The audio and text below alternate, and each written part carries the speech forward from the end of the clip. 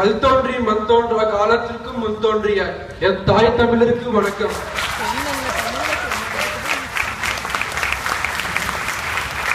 A very pleasant morning to all the dignitaries on the after dais, respected CA V. Ramnath sir, and all chartered accountants gathered here, and of course the future chartered accountant first. Today I am going to present a paper about issues and restrictions on cash transaction. Before entering into the subject, let us imagine something. Imagine India without physical currency. A grocery woman who is bringing tomatoes or potatoes to your home, or a roadside chai wala is being paid through Paytm wallet. Also imagine all the black money comes into account untaxed, increasing the revenue of the government, which in turn reach back to us in the way of good roads, good infrastructure, good hospitals, quality education at free of cost. It would be great, isn't it? Yes. So, coming back to the point about issues and restrictions on cash transaction, first let me tell you about the scope of my presentation today. That is, first 40A3 and 40A3A read with Rule 60D. Next, 269SS and 269T read with Section 271D and 271E. Next, 269ST and Section 271DA. Next, Section 43(1) and Section 35AD. Next, Section 43, Section 13A and deductions under Chapter 6A. That is 80G, 80GGB and 80GGA, 80GGC and 80D.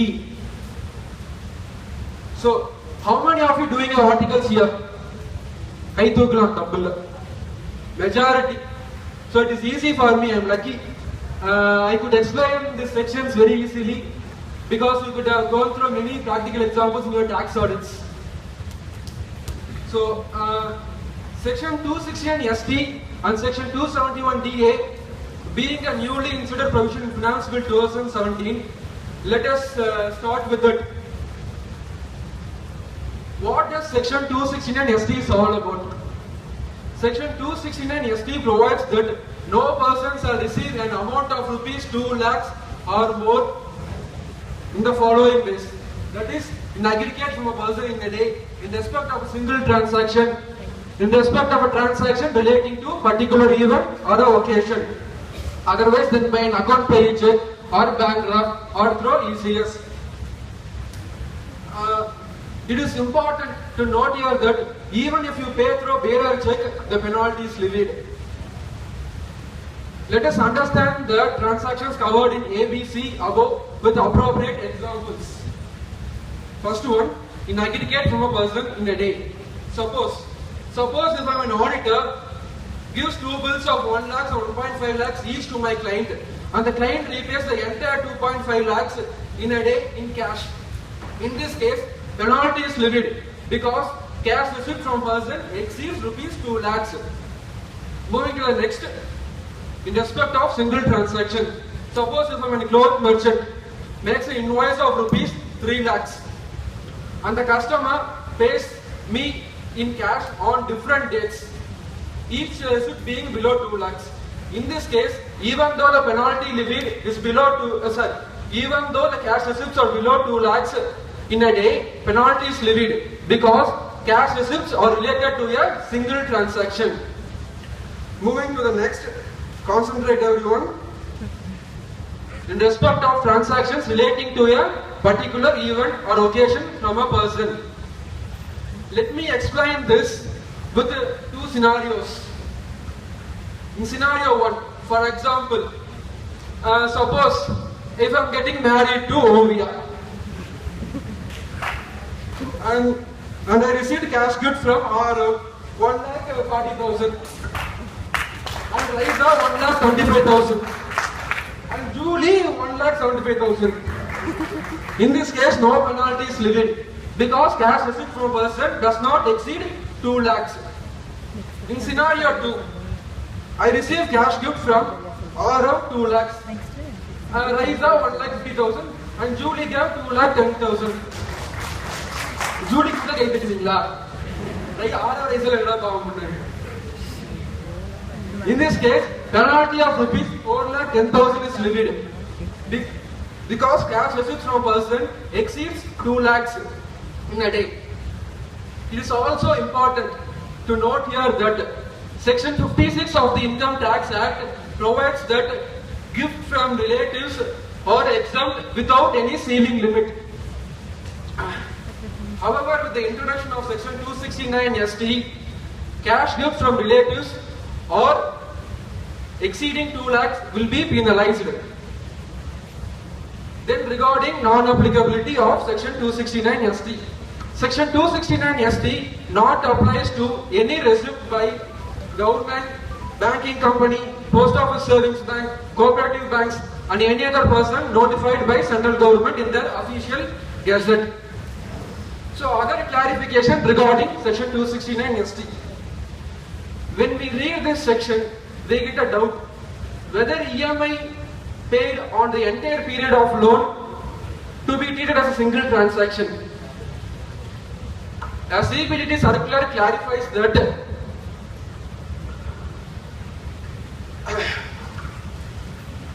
each loan installment or EMI to be treated as a single transaction and not to be aggregated for the purpose of determining the applicability of Section 269 ST. The CBDT circular also clarifies that receipt in the way of cash withdrawals from person are exempt from 269 ST. So, with the introduction of Section 269 ST, 3 levels of checks to be made for each cash payment. That is, daily limit check, transaction or each bill check, entity or paying party check. So, Section 271 DA provides that in case of failure to comply with Section 269 ST, a sum equivalent to amount of receipt will be levied as penalty. That is, 100% will be levied as penalty. However, no penalty will be levied if there is a good and sufficient reason. Next we can see about Section 269 SS and Section 269D, that with Section 271D and Section 271E. Section 269 SS provides that no person shall receive from any other person any loan, deposit or any advance received in respect of transfer of immovable property otherwise than by an account paid check, bank draft or through ECS.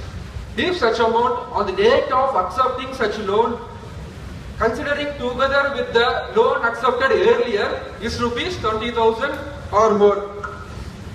For example, if I am having a credit balance of rupees 19,000 to C.A. Ramnath sir, then I can't accept rupees 1,000 or more from C.A. Ramnath sir except by way of account pay check, bank draft or through ECS. Then next, Section 269D provides that a person shall not repay any loan or deposit otherwise than by an account pay check, bank draft or through ECS if such amount considered together with the interest whether in his own name or jointly with the name of the others is rupees 20,000 or more.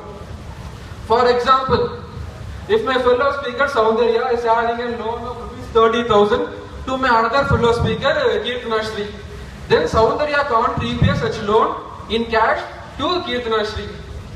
So, moving to non-applicability of this section.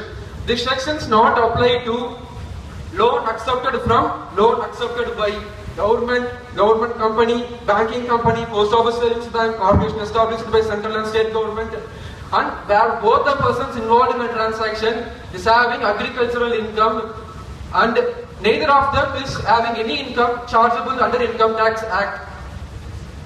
Then other clarification in regarding Section 216 SS and 269D. This such non-monetary book entry transactions are not covered here because there is no movement of cash. Moving to the next, share application money not to be treated as loan are not covered under Section 269 SS. But however, if a company after receiving huge amount of share application money allows only very few shares with a modified intention of receiving loan in the name of share application money, then penalty will be levied. Moving to the next. The following are not covered under these sections. That is, cash transactions between partners and partnership firms, cash transactions between sister concerns, receipt and payment due to immediate business necessity, where there is no modified intention. Next we can see about section 40A3 and section 40A3A read with rule 60D. Section 40A3 provides that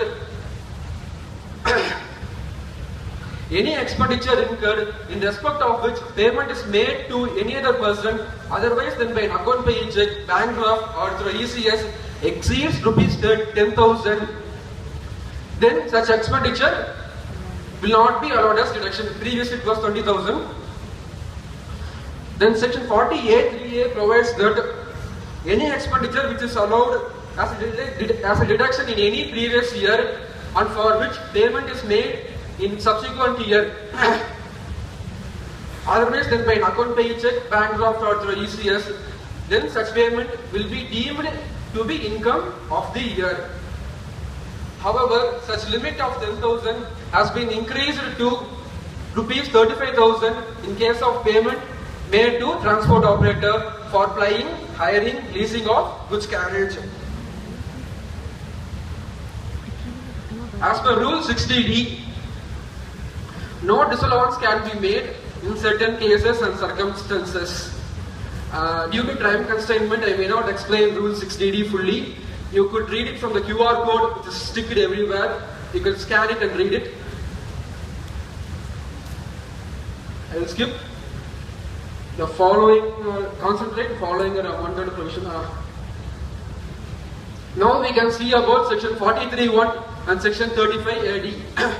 Section 43(1) provides that any expenditure, any capital expenditure incurred in respect of which payment is made to any other person otherwise than by an account payee check, bank draft or through ECS exceeds rupees 10,000, then such payment shall be ignored for the purpose of determining the actual cost of the asset. Section 35AD provides that no investment linked deduction will be allowed for cash payments for acquisition of the assets. In simple terms, actual cost of the asset not to include cash payment exceeding 10,000 and no depreciation will be allowed in respect of such assets. Next we can see about section 13A. It is related to political party. அரசியல் கட்சி பத்தினது. உங்களுக்கே தெரியும் நம்ம நாடும் அரசியல் கட்சிகளும் இப்ப எந்த நிலைமையில இருக்கு. அரசியல் கட்சிகள் வளர்ந்த அளவுக்கு நம் நாடு இன்னும் வளரவில்லை என்பதுதான் கசப்பான உண்மை.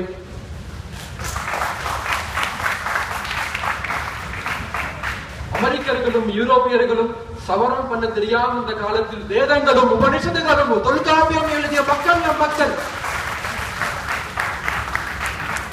Just like in sunrise and sunfall, we are in sunfall stage now. கூடிய சீக்கிரம் we will reach the sunrise stage. We can see about coming to the point. To bring transparency in the source of funding of political parties and to discourage cash transaction, a new condition has been inserted in section 13A. The new condition provides that no exemption will be allowed if donation of rupees 2,000 or more is received by political party, otherwise than by an account payee check, bank draft or through ECS and electoral bonds. Noted here, electoral bonds. Next we can see about deductions under chapter 6A.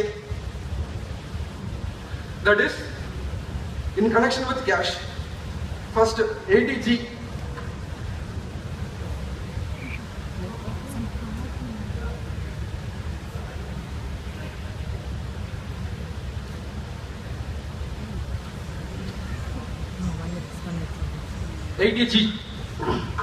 No deductions will be allowed for cash donation exceeding rupees 2,000 for charitable institutions. And 80GGA, No deduction will be allowed under section 80 GGA for cash donation exceeding rupees 10,000 for payments to scientific research, and 80 GGB and 80 GGC. No deductions will be allowed under section 80 GGB and 80 GGC if payment is made to political parties by individuals or companies respectively. And no deductions will be allowed under section 80D for cash payments for health insurance premium. So reaching the end, coming to the last Murchikla. With all government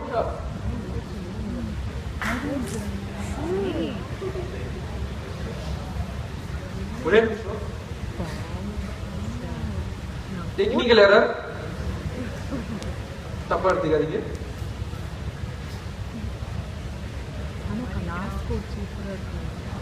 So coming to the last, government have also reduced the presumptive profit from 8% to 6% for digital transaction under section 44 AD.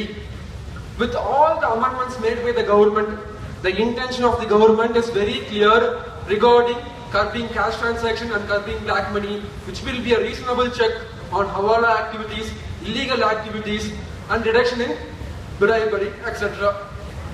So our country will definitely shine with the concept of go digital and be accountable. So apart from the topic, I would like to end my presentation with the quote which inspired me and inspiring me all the time.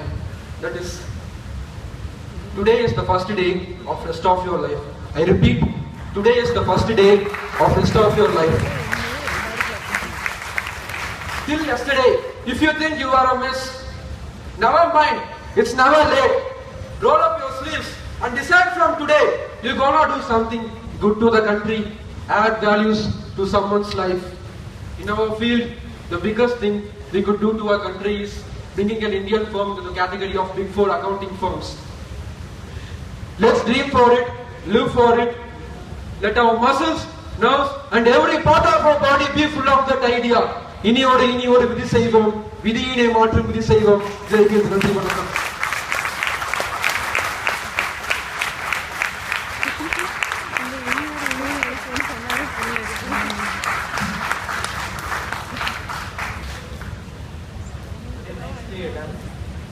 Covering all the areas. I will give my supplementary remarks after listening all the three. Now, next speaker is Soundarya. I request Soundarya to deliver